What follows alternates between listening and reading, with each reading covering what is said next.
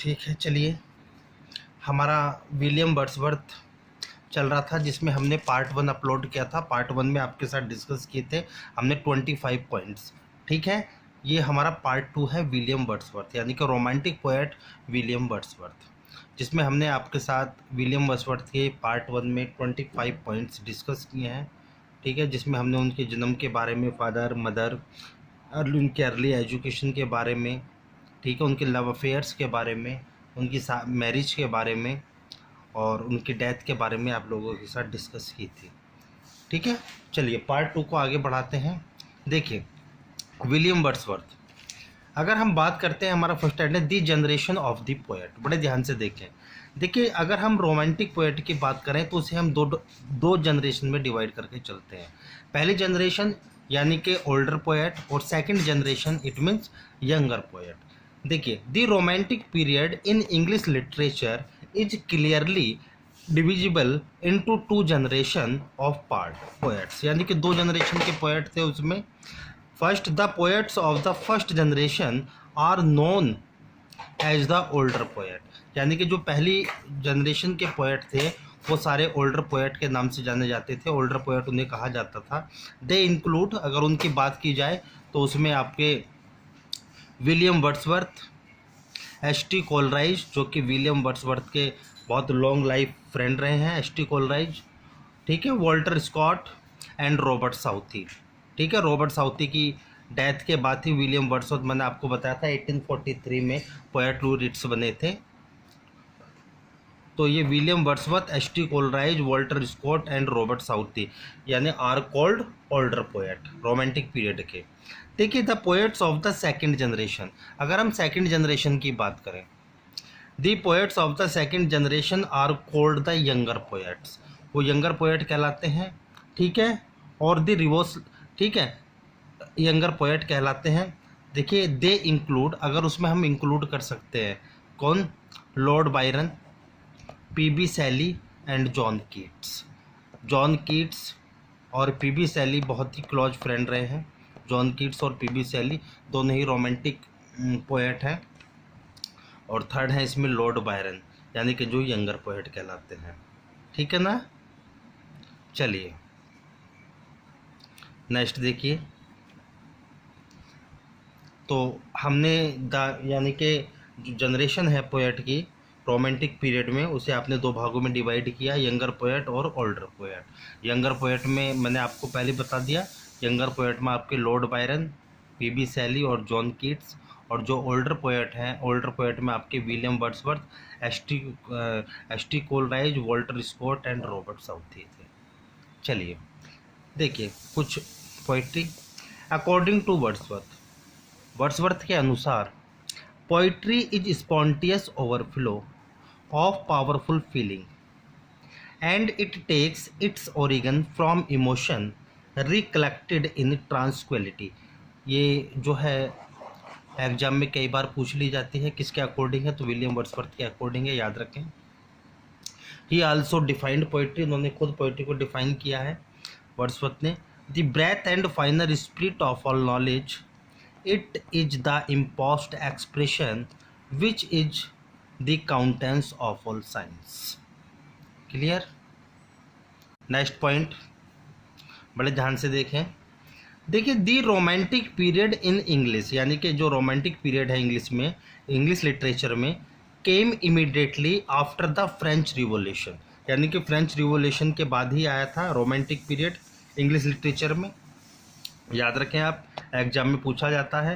The romantic movement is popular known by two terms, यानी कि romantic movement है जो टू टर्म्स से पॉपुलर है। क्या क्या, the romantic revival and the romantic revolt. ठीक है, देखिए, the romantic movement is called the romantic revival, the romantic movement is called the romantic revival, यानी कि जो रोमांटिक मूवमेंट है उसे रोमांटिक रिवाइवल के नाम से भी जाना जाता है। चलिए देखो, नेक्स्ट पॉइंट बहुत इंपॉर्टेंट पॉइंट है, इसे बड़ा थोड़ा ध्यान से डिस्कस करें। देखिए, Wordsworth planned to make the prelude and the excursion. इनकी एक लॉन्ग पोएम हुई है रिकल्स, द रिकल्स, उसी के दो पार्ट हैं, prelude and the एक्सरसन।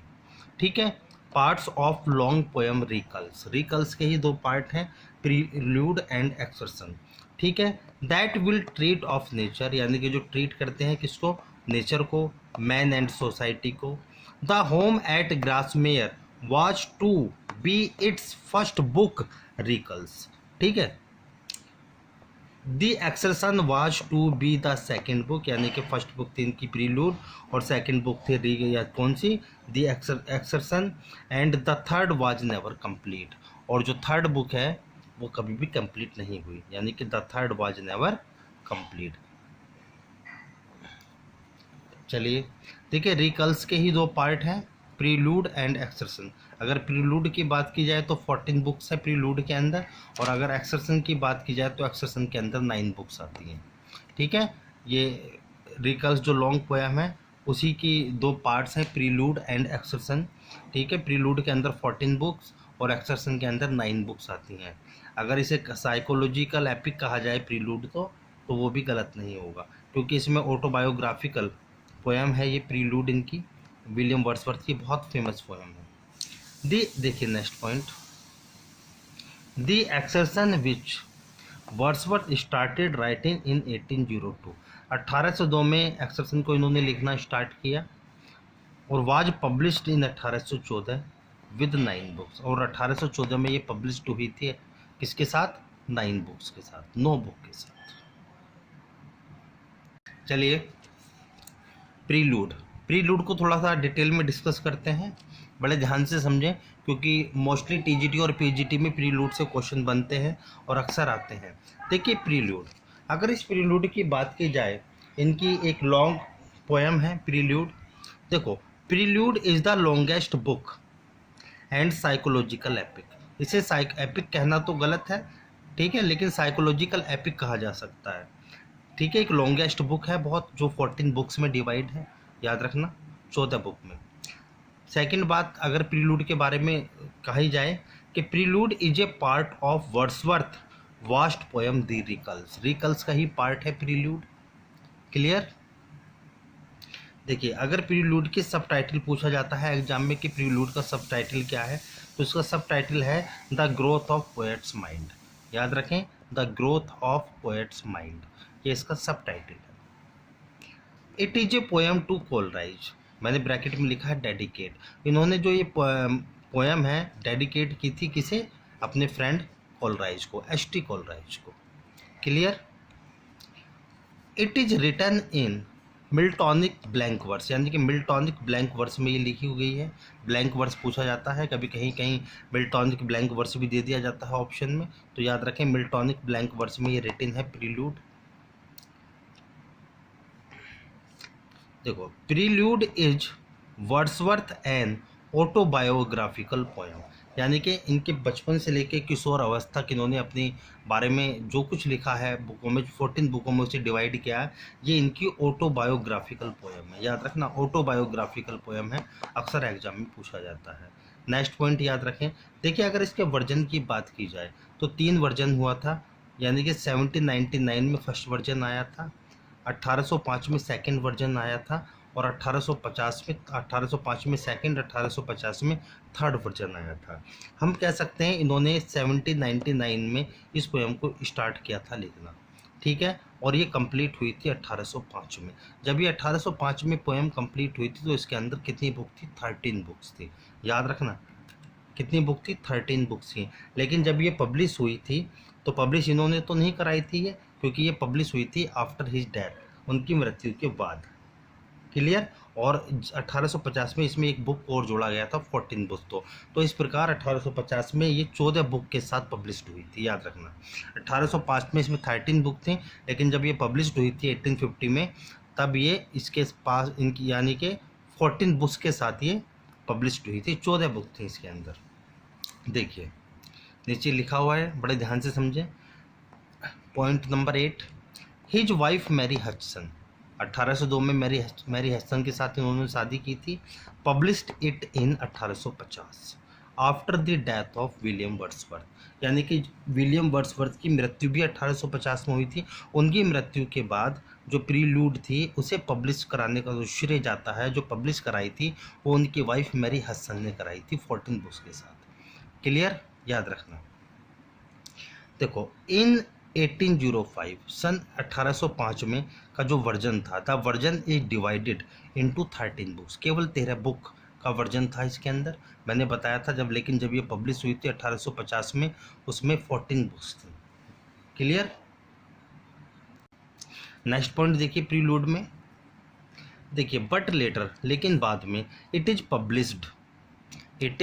Published in 14 books, यानी 14 बुक्स के साथ ये पब्लिश हुई थी। 1805 में 13 बुक थी, लेकिन उनकी मृत्यु के बाद जब उनकी पत्नी मैरी हसन ने इसे पब्लिश कराया तब इसमें 14 बुक्स थी। It is considered to Wordsworth masterpiece, ये वर्ड्सवर्थ का मास्टरपीस माना जाता है, हमेशा याद रखना, पूछा जाता है। यानी कि अगर इस बुक की बुक फर्स्ट की बात की जाए तो बुक फर्स्ट जो है वो इंट्रोडक्शन है, जिसका सब टाइटल है childhood and school time, prelude का, ठीक है। और अगर लास्ट बुक की बात की जाए 14 बुक्स की, तो उसका जो फर्स्ट 14 बुक्स हैं इनकी कंक्लूजन यानी कि निष्कर्ष। क्लियर। चलिए, ये हमारा विलियम वर्ड्सवर्थ का पार्ट 2 था। Thank you. आप लोग वीडियो को लाइक कर दिया करें और चैनल को सब्सक्राइब कर दें, लेकिन वीडियो को देखने के बाद। Thank you.